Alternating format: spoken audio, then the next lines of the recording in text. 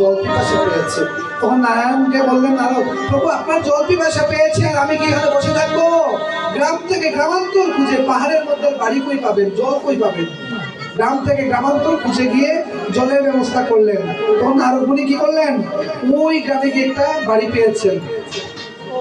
ওই গ্রামে একটা বাড়ি পাওয়ার পরে সেখান থেকে জলের জন্য গিয়ে বলছেন, হরে কৃষ্ণ হরে রাম, কেউ আছেন রাধে রাধে, কেউ আছেন ঘরে?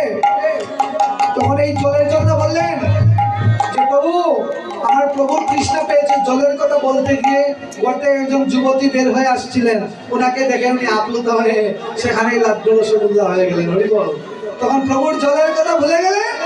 আর নারদ ওনার ওই মেয়ের যুবতীর বাবাকে প্রপোজাল দিলেন, অফার দিলেন যে আপনার মেয়েকে আমি বিয়ে করতে চাই, তোমার পরিচয় কি? আমি সেই ওনাদের গোবিন্দ নারায়ণের সাথে থাকি, নারায়ণ সবার প্রিয় নারদ মুনি। এমন কেউ পাত্র হাতছাড়া করে বাবা? বলুন, আপনারা বলুন, কেউ হাতছাড়া করে না? আমরা তো সেই এমপি পিএস এর কাছে আমার ফুলি বিয়ে দিলে আমার জীবন সাকসেস, প্রধানমন্ত্রীর পিএস এর কাছে আমার মেয়ে বিয়ে দিলে সাকসেস না? উনি দিয়ে দিলেন মেয়ে বিয়ে, ওনাদের এখানে হয়ে গেল একটা সংসার, ক্রমান্বয়ে সন্তান সন্তানই হলো, সেখানে ওদের বেড়ে ওঠা শুরু হলো। হঠাৎ করে অনেক কথা আমি সংক্ষেপে বলছি এখানে।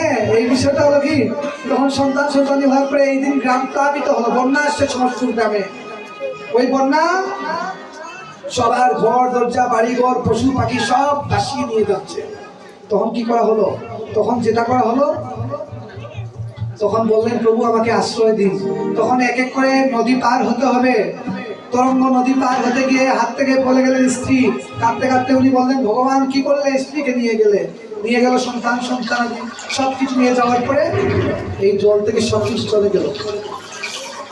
চলে যাওয়ার পরে যা হলো কি, তখন বললেন যে প্রভু, নারায়ণ এসে জিজ্ঞাসা করছে নারদ আমার জল।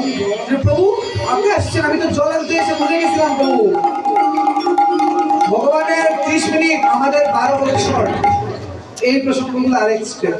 ভগবানের 30 মিনিট বিশ্রাম করতে করতে আমাদের এক যুগ কাটাইয়া বউ বাচ্চাকে নিয়ে সংসার হয়ে গেল। তখন ভগবান বললেন যে এটাই হচ্ছে মায়া।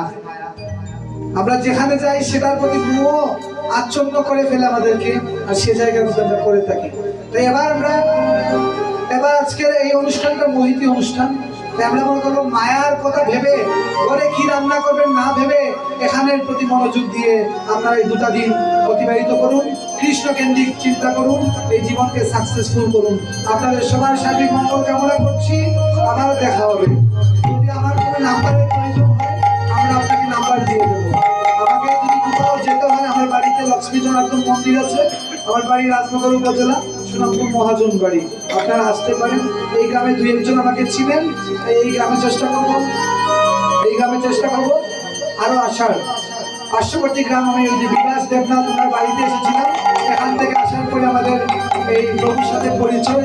ওই প্রভুর বিশেষ আহ্বানে ওনার ভালোবাসায় না আসতে পারলাম না, ওনার কথার জন্য আমাকে আসতেই হয়েছে। মামনি স্টোরের মালিক, ওনার নাম জানি না, এটা জানিস তো মামনি স্টোরের মালিক। ওনার রিকোয়েস্ট এবং আপনাদের ভালোবাসায় আমি এই জায়গায় আসতে প্রস্তুত। আমার এই বাক্য দ্বারা অনেক অপরাধ হয়েছে, আপনাদের ভাই বন্ধু আত্মীয় স্বজন কুটুম্ব পরিজন হিসাবে আমাকে বৈষ্ণব অপরাধ থেকে মার্জনা করবেন। আপনারা ভালো থাকুন, সুস্থ থাকুন। হরে কৃষ্ণ। আরো কি একটা ভজন হবে, তারপরে আমরা এখান থেকে উঠে যাবো। তাই